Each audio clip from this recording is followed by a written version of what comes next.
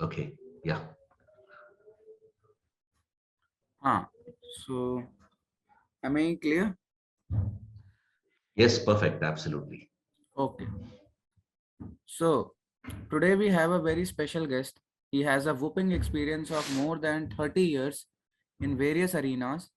Till date, he's mentored countless individuals and organizations in their journey of growth. He is one of the first ambition design experts in India, a soldier, a pilot, certified by Marshall Goldsmith, the Global Coach Group, Daniel Goleman, and the International Coach Federation. So we cordially welcome Colonel Ajay Ramakrishnan on our podcast.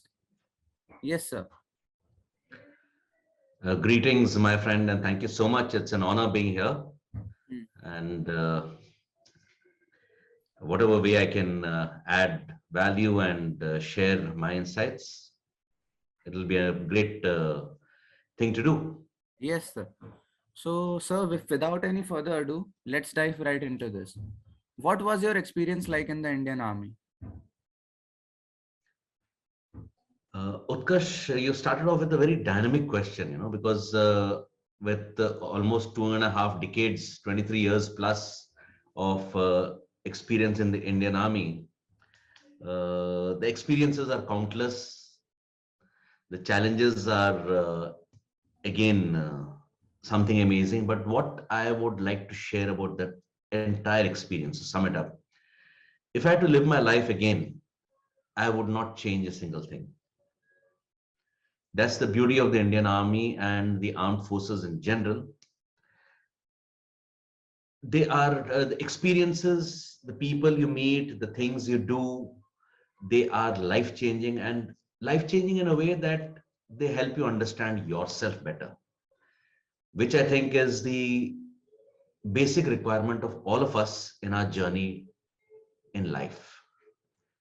So experiences have been amazing. I've seen wars. I've seen good things, bad things. I've seen the army build roads. As part of the army, I've built schools. I've built computer labs. I've also interacted with terrorists on the other end of my weapon systems. And I've flown helicopters into battle in the Kargil War. I've had the great honor of being there and seeing how we are as a people. So, yes, it has been an amazing experience. Wow, wow. So, can you shed some light on what an ambition design is? Okay, now this is an interesting question because it is something we all need to look into in great detail. And I'll tell you why. Let's say you're planning a holiday and we are discussing a holiday and say, "Yeah, I want to go on a holiday." I'll ask you, where do you want to go on a holiday? So, I don't know. Anywhere. Can you ever go on a holiday like that? Anytime I ask you, where do you want to go? You'll say, I want to go anywhere. There's no answer to that. Yes. So for a human being to actually grow and to achieve what he or she is designed by God Almighty or by science or by nature or by an alien, it doesn't matter what you believe in. But for us to achieve what we are supposed to be doing or whatever purpose we have, we need to have an ambition. Ambition is like a direction, it gives you direction. All right. So it tells us where to go. Now, I'm not going to get into it good ambition, bad ambition, small, big, it doesn't matter. The fact is that each one of us must have an ambition, and that ambition gives us direction, and that direction gives us the capability to move. And whether we like it or not, the secret of life is to keep moving. Wow, beautifully said. So, sir, what is leverage in your terms and how can we bank upon that? Okay. So now the first thing is, understanding ambition. You have an ambition. It can be anything. I want to design a spaceship. I want to go to Mars. I want to become a billionaire. I want to be richer than Bill Gates. It doesn't matter. Whatever is your ambition, have an ambition. You can always change it later. You can always redesign it. You can always restate it. It doesn't matter. It is not set in stone. Right? You can start off with, I want to be richer than Bill Gates, and then suddenly say that, okay, it's okay. Whatever money I have, I'm happy that I want to have more knowledge than, let's say, Einstein. You can change that. It's your life. So you can change that. And why you will need, and more often than not, you will need to change, because here comes the leveraging part. Let me ask you a question. Let's say you and I have to compete in something, in a sport.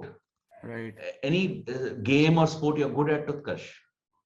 Yeah, sir. Like I am very good at volleyball and Oh, football. fantastic.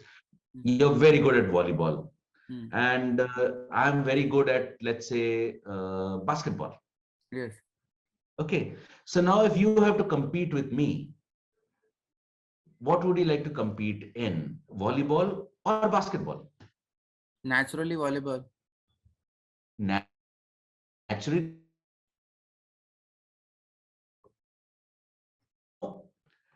this Mm. applies in life also.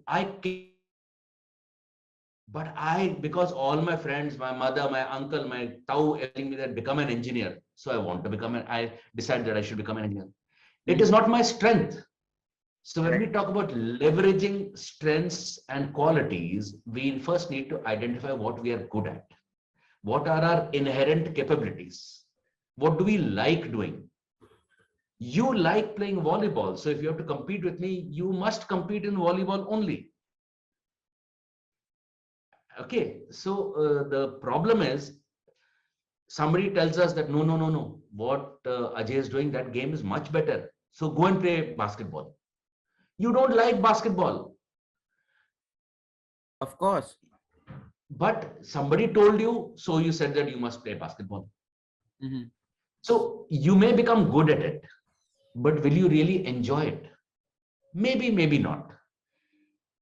Will you be very, very good at it? Maybe, again, maybe not.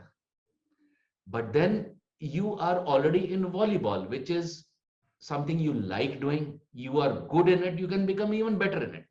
Yes.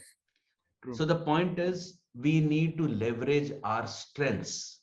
Find out what you are good at. Mm. What are your strengths? Okay. I had a parent come to me for career guidance of their child. And their child, the mother said, "Sir, I don't know what to do with this boy. He just keeps talking and talking. He only knows two things, cricket and talking and talking and talking." I said, "What's the problem in that?" "Sir, I want to make him an engineer." I said, "वो engineer बनना नहीं चाहता है, क्यों उसका जान खा रहे हो?" So I said, "What do I do?" I said, "Make him a cricketer." Then she says that, "No, I considered that, but he has a problem with his leg." Mm-hmm. I said, "That's okay. But now see his other great skill. He likes to talk. He can engage people. He'll do very well as a master of ceremonies, as a, as somebody who has to speak publicly. Maybe since he's got a great knowledge of cricket, he could Mm-hmm. become a cricket commentator." Yeah, absolutely. Right? So that's what we need to do. We need to link our strengths to careers in some form or the other. Sometimes it works 100%, sometimes it works 30%. Yeah. But that's the way we can derive some joy. Yeah. And whatever we derive joy from, we grow in that. Mm-hmm. Okay. Now, the same child who loves to talk, loves the outdoors. Right. If you take him and put him behind a computer screen for 18 hours a day and make him an IT engineer, how will he survive? He'll go mad. He loses his Can he mind. be happy? Can he Of be course happy? not. Of course not. Then what are we trying to do here? So please, please, my only request to everyone is try and find your strengths. Every human being on this planet has got a unique strength. Mm. Leverage that strength. Mm-hmm. Yes, in some professions you can leverage it 10%, in some you can leverage it 40%, in some you can leverage it 100%. If you can get onto a profession which gives you 100% leverage, very good. If you can't and it gives you 40%, still good. If it gives you only 10%, is it not still better than doing something which you don't like? Of course. That's what I mean by leveraging your strengths. Mm. And you can bank upon that because that is your strength. It is not something which you learned or borrowed or taken from somebody else. You're not copying somebody else, right? Mm. It's It's something your that lies strength. within us. Yeah, Mm. exactly. Mm. So that's what it is. Wow. So, what is the advice, the single most advice that you would like to give a newbie who's, fresh out, starting out their career, like somewhere between 20 to 22 years old? Okay. There is no single piece of advice which will work because everyone is a different human being. Okay. Huh. Uh, Okay. so the single piece I would like to give is be yourself. Hmm. Be yourself, trust yourself Hmm. for two reasons. I'll explain why. Why I say be yourself. Can you 100% copy somebody else? You cannot. And at some point of time, your own genuine actual self is going to come out. True. Right? And it is easier to be yourself than to be somebody else. If I walk around, thinking that I'm Amitabh Bachchan, it doesn't work. How long can I fool people? Yeah? Yes, yes. At some point of time, they'll say, yeah, come on, stop it. Yeah. You're not Amitabh Bachchan. Don't be silly. Uh-huh. True. Right? So it's best to be yourself. There is nobody on this planet like you. Hmm. So be yourself. Wow. Number one. Number two, and it's actually not number two, it is parallel to number one and equally important. Hmm. Trust yourself. Trust yourself. Now, if you do not trust yourself, how do you expect me to trust you? True. True. So trust yourself and be yourself. You'll find things falling into place. You will have to tell lesser number of lies. You will not have to pretend all that much. You will Hmm. not have to unnecessarily learn, faking things. Fake Hmm. it till you make it. You don't have to fake anything till you make it.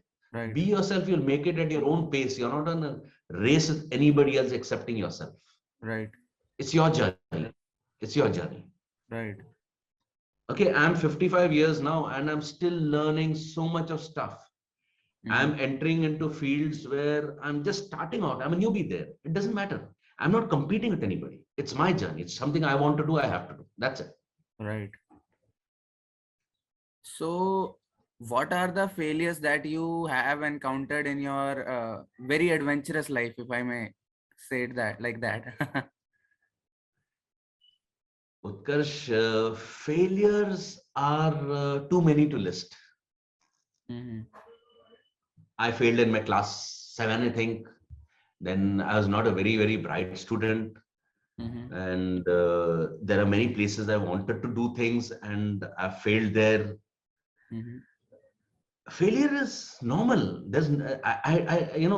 Marshall Goldsmith says that there's no such thing as failure. Hmm. It is only feedback. Yeah. It is only feedback. Now, let's say you're a volleyballer. Okay, you play volleyball. Hmm. So the first time you boost, Hmm. you find it difficult, right? So Hmm. then you practice for 3 hours. So will you say that you have failed for 3 hours or you have practiced for 3 hours? Practice. But you are actually failing, right? Hmm. You're not able to boost vertically as you should be, Hmm. but you're failing, right? Yeah, in one sense. Why are you calling it practice then? Call it failure.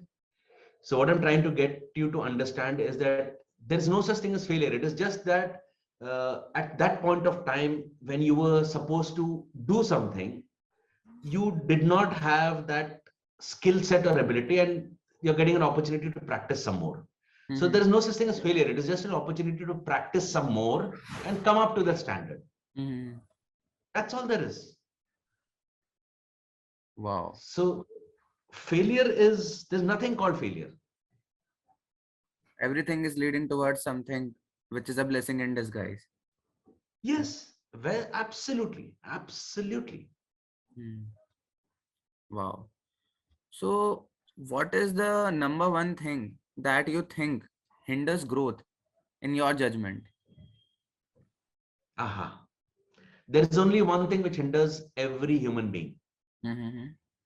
what he or she thinks about himself or herself. That's it. Okay. Henry Ford said, if you think you can, you are right. Hmm. And if you think you cannot, you are also right. Okay. So it's what you think. It's what you Uh-huh. think. If Uh-huh. you think and you believe that you can do it, Mm-hmm. trust me, you will do it. As a coach, as a leader, I have faced so many of my fears throughout my military career. I can't tell you the number of times I've been petrified, so scared, and so much in doubt about myself.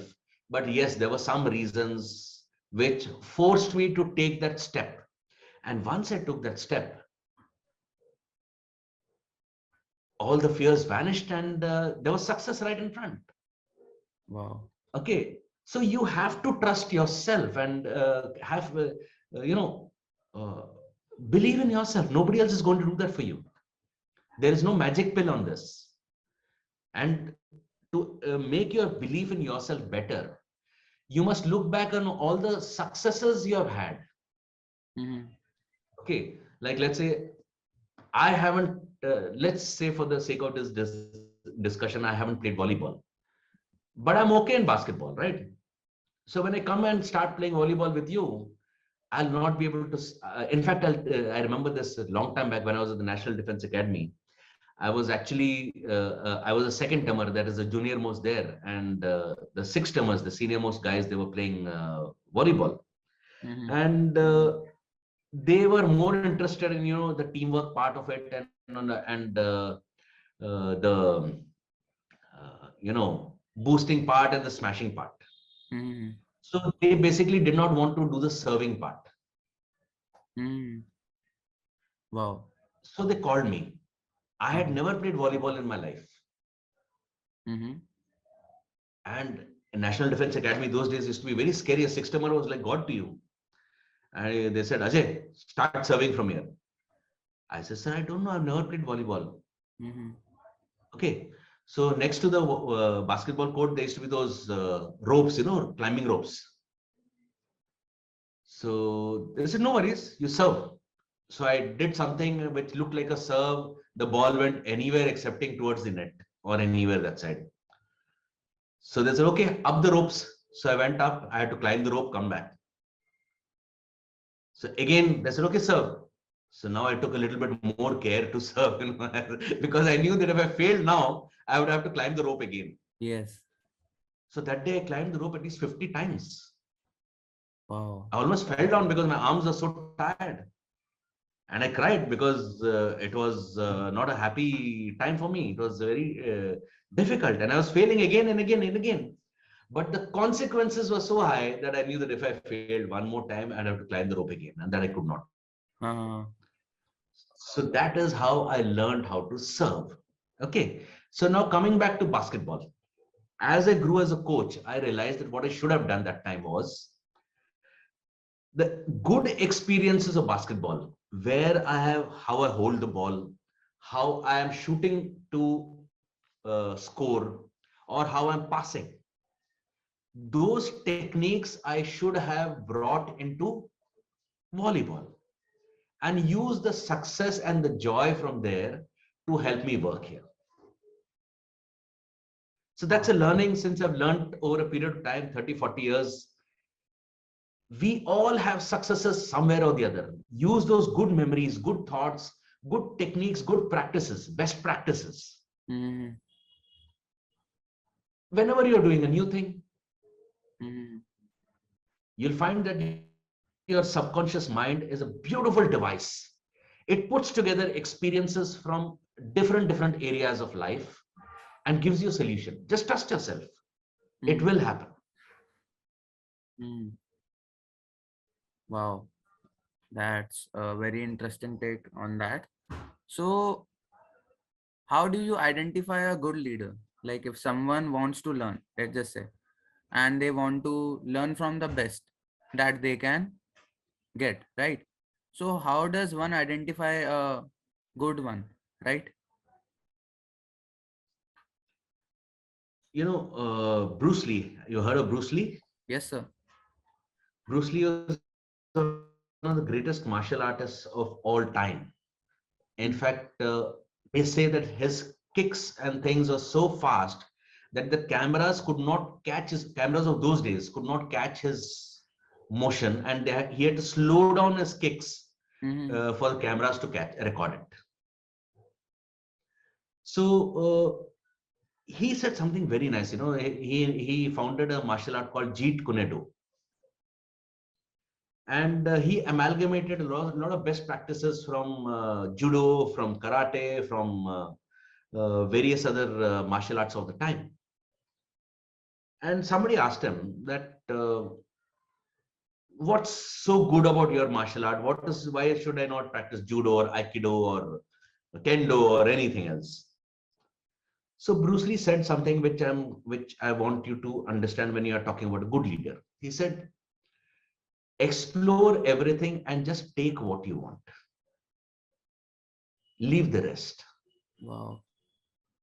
Wow. So you will find leaders. Leaders are there everywhere. Even somebody is doing something wrong is a leader in some form or the other. Mm. So allow your mind, allow your subconscious mind to be free in its thought and observe. Observe like a Mm. sponge soaks in water. Mm. And your own conscience, your own inner knowingness will tell you whether this is right or wrong, whether you should model this or you should not model it. Mm. The problem is we don't trust ourselves. We want somebody else to tell us that do this, this is good. I'm not saying that is good or bad, but it may not be what is good for me, may not be good for you. Okay. Our journeys are different, Right. right? Right. So observe leaders, read about leaders, uh, get acquainted with what people do, and then take what you feel is good from those leaders, what Mm. you feel is going to help you in your purpose. Mm. And there is no such thing as one single great leader to look at, because a leadership is quite situational. If you take Nelson Mandela as a great leader and Mahatma Gandhi as a great leader, they led in a particular canvas, in a particular thought process. Okay. As a soldier, I'll say that no, Rommel was one of the greatest generals. Montgomery was one of the greatest generals. Mm-hmm. Okay. Field Marshal Manekshaw is somebody whose life lessons we should take. Mm-hmm. So there are lessons everywhere. What lesson you want to take and you want to use, that's your choice. Right. Now, if I tell you that, okay, you must only listen to Mahatma Gandhi and just follow his teachings, Mm. it may not suit the life or the career choices or your personality. Mm. So it may not work for you. Then after 2 years, you'll say, yeah, kya, I wasted 2 years of my life. Why did I listen to Ajay? Mm. So don't listen to anybody excepting your own inner knowingness. Your subconscious mind knows what is good for you. Very Trust yourself. aptly said. So, do you think that the society is producing more individuals or just the herd, like nowadays? Like, have you noticed a shift, a paradigm shift from your time to this time? Or is it more or less the same? It depends upon the person. See, humanity and human beings are always evolving. Okay. Now, in my time, for want of a better phrase, uh, I had seven professions to choose from. Mm-hmm. Okay. Today, as a career coach, I can align you to 20,000 different careers. Wow. All right. So I would not like to blame society, because we are all society, right? You and me, we form society. Right. The human being has always been unique and will always remain unique. We all are unique in our own ways. Mm-hmm. However, for short periods of time, we get overcome by certain, some thought or some emotion or some feeling or some requirement. Mm-hmm. मुझे बहुत पैसा चाहिए. I want to make lots of money. Mm-hmm. So that overcomes this particular belief or this particular requirement overcomes a lot of other stuff. And so it suppresses your individuality or uniqueness for some time. So you may do anything left, right, and acquire some money. But at some point of time, you will start feeling unhappy. And that is where your uniqueness will start coming out. Yeah, I wanted to do this. This is not what I chose. This is not where I want to go. Okay, so that's how things will change. They will change. Trust me on this, they will change. But to answer your question specifically, society, yes, because of a certain amount of perception management to fuel certain industries. Like, for example, do you know that 99% of Indian parents and children make their career choices based on what they think are the perks, privileges, and money they're going to get in the job. Nobody's looking at job satisfaction. Nobody's looking at growth. Nobody's looking at fulfillment. But money should be good. Mm-hmm. Okay. So that, to an extent, society is producing a certain amount of a herd mentality. Mm-hmm. But then the good part is that because everyone is getting into this herd thing faster, they're also realizing the mistake faster and coming out of it. So that is why you see a large number of engineers or people who have got into stereotyped professions, they're breaking out and trying other professions. You see a lot of career pivots happening. True. So it's because of that, because I got pushed into engineering. I'm sorry if I'm using engineering too many times as a metaphor. There's no, I love engineers. My son is a double engineer, and that's like, so it's not got anything against engineering as such. But it's been, unfortunately, engineering has been the most overpopulated profession or educational course in recent times. And all for nothing. All for nothing. We don't need so many engineers. Only one out of, I think, 30 engineers is job worthy. I have statistics on all this somewhere. Wow. Okay. It's actually more than that. I'm being generous. If I'm not mistaken, I think 67% of engineers are not employable directly off college. They all need some bridge training. Wow. It is bad. It is bad. And why is it bad? Because I deal with youth and I deal with young professionals also quite a bit. Why do you want to get into engineering? Sir, my friend is going now. I will also go. I have failed in maths throughout, but because my friend is going, I want to get into engineering. Okay. Why do you want to become a doctor? I want to become a doctor because doctors make lots of money. Very good. Good idea. But have you ever seen blood in an operation theater? Do you have the basic qualities or capabilities or thoughts on how to become a doctor? Do you know that the suicide rate amongst doctors is twice that of the normal population? I didn't know that. It's a fact. It's a statistic.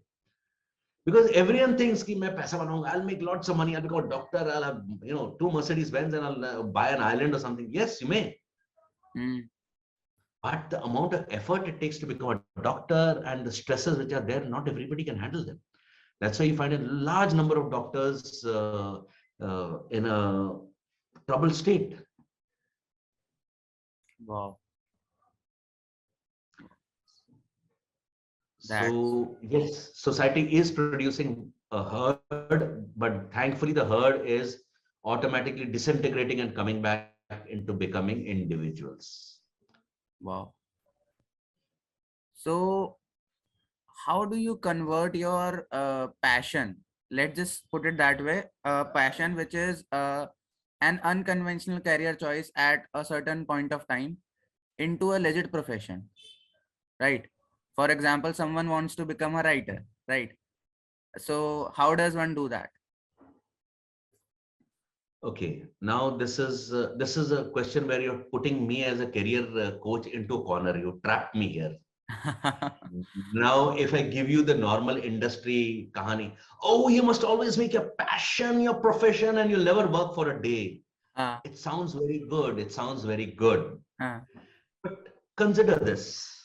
Consider this. Is it always possible? Maybe, may not be. yes. Maybe, may not be. It depends on your passion. Like, Mm, let's say I collect stamps. mm, Can I make it? First and foremost, before we get there, let's talk about how do you identify passion? mm, And when you say passion, we must understand this word very correctly. And I'll lead you through that. I deal with youth, like I said, a large number of youth. So let's say I'm talking to, let's say I'm talking to 4 or 5 school children in class 9, 10. Okay, and I ask them, what are you passionate about? What do you like doing? So one boy says, sir, I like cricket. I said, fantastic. What do you like about cricket? And why do you say it's your passion? Well, sir, जब ये IPL होता है, I sometimes watch TV. That is why I like cricket. I'm very passionate about cricket. I said, okay, take it. Then I go to the second child. I said, what do you like? He said, I also like cricket. Well, fantastic. So what do you do? Well, sir, I watch all IPL test matches, anything to do with cricket, I watch. I said, very good. mhm, And do you play? I said, he says, yes, I play occasionally. But I'm very passionate about cricket. The third child you go to, he says, sir, I'm very passionate about cricket. I said, fantastic, glad to meet you. What do you do? Sir, I do not miss a single IPL match. I watch all matches. I can tell you in the last 6 months who won which match, why they won, who was the highest scorer, why they scored, what was the problem with so and so's bowling, and why so and so batted well, and what was the pivot point of that game. I said, fantastic. And do you play? Yes, I'm always with the cricket bat and a ball in my hand. I eat my breakfast swinging my bat at the ball. Okay. You see the difference in passion. mm, So the word passion must be understood clearly. mhm, Passion is something which consumes you. mm, It is something where it is your life. mm, You do it, you think about it, you work on it 24/7. That is passion. mhm, Just watching 4 IPL matches on cricket does not make you passionate about cricket. So when you have a passion like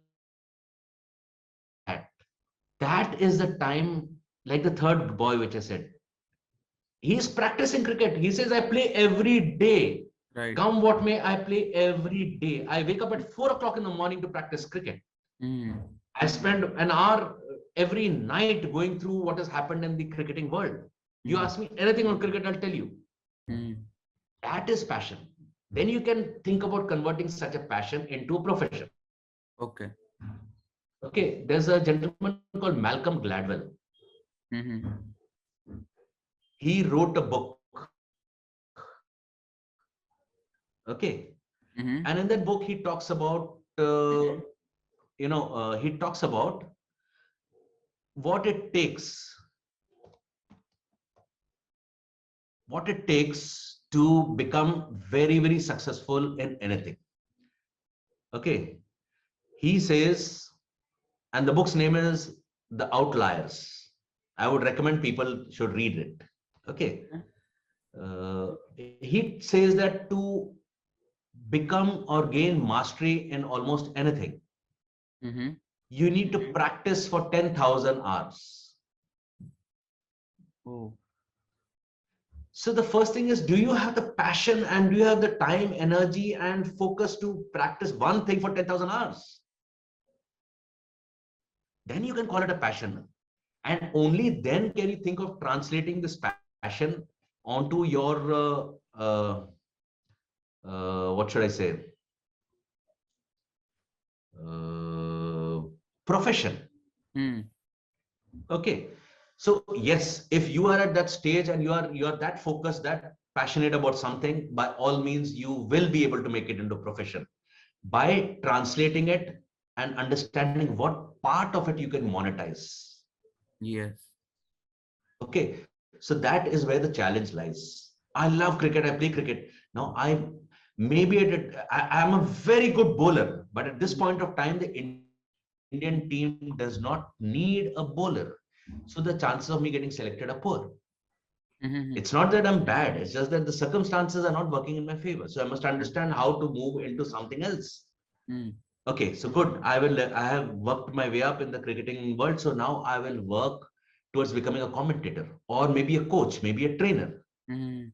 Using my passion, using the knowledge and the experience and the drive I have for cricket. I would love to become a player. I can't become a player. I'll become a coach. I can't become a coach. I'll become a commentator. Mhm. Okay. So there are ways and means where you can try to leverage. If you're lucky and if things are in favor, it works. Yeah. If it does not work, now this is important. Always try to convert your passion into a legit profession. It's good. If it does not work, find what is next best for you and make that your profession. Mhm. At the same time, don't lose touch with your primary passion. Mhm.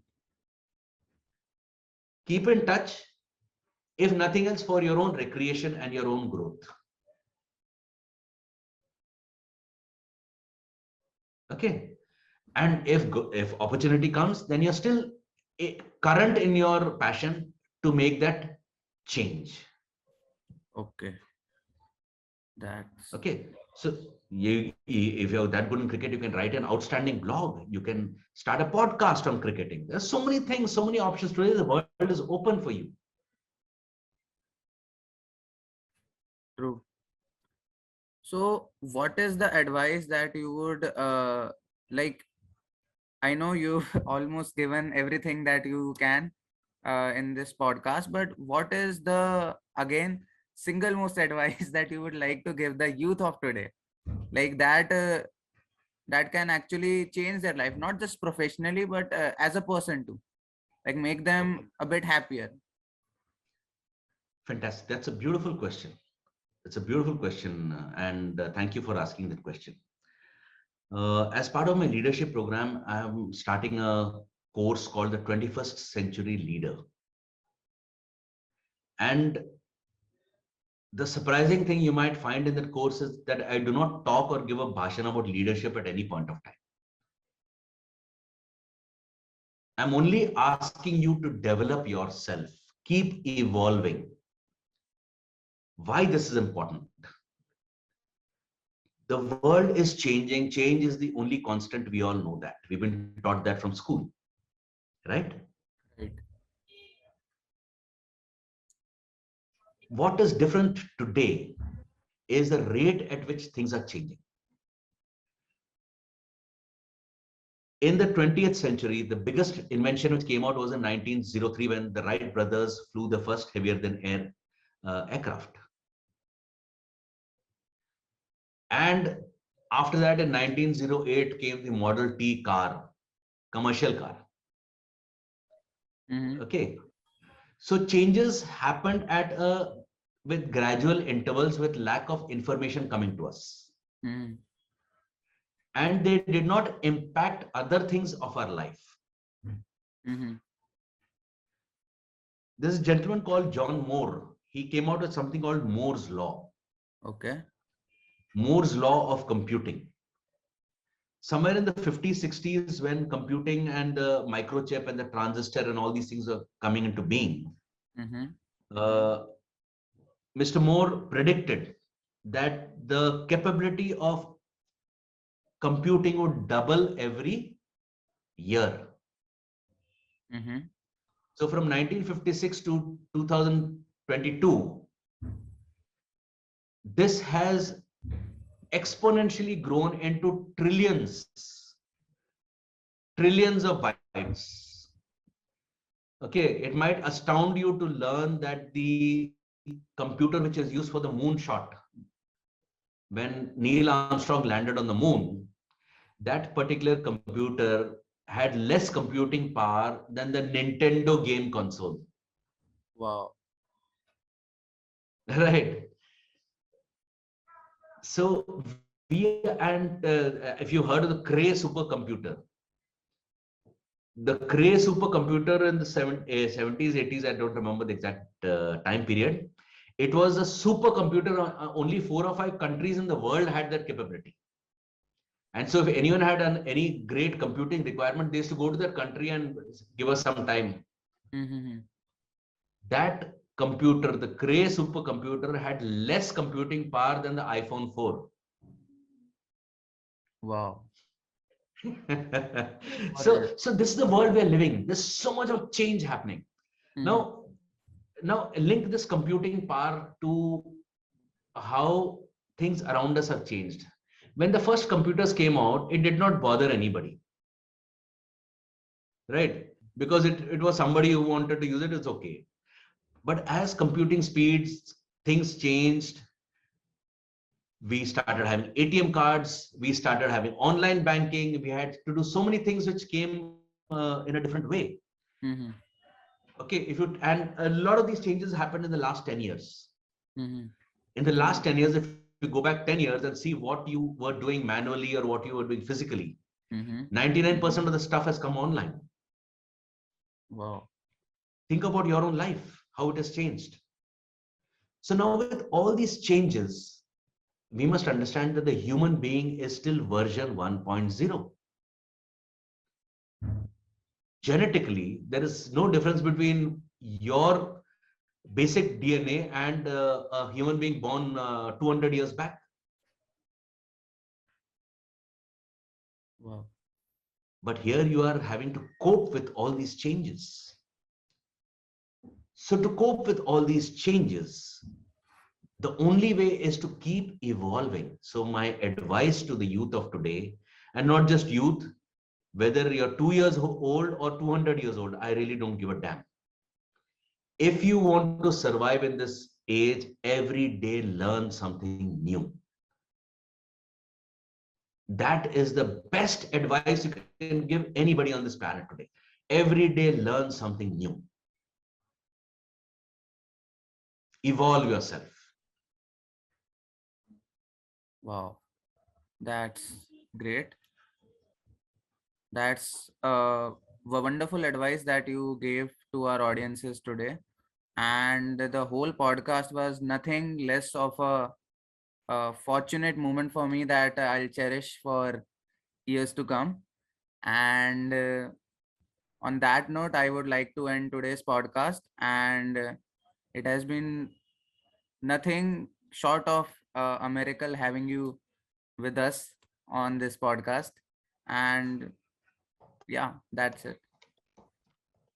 Thank you so much, Utkarsh. It's been a great honor being here. Mhm. And, you know, thank you so much. And I really wish you and your podcast audiences the very best. Keep evolving. Alright, sir. Thank you. So let's end it. Thank you so much.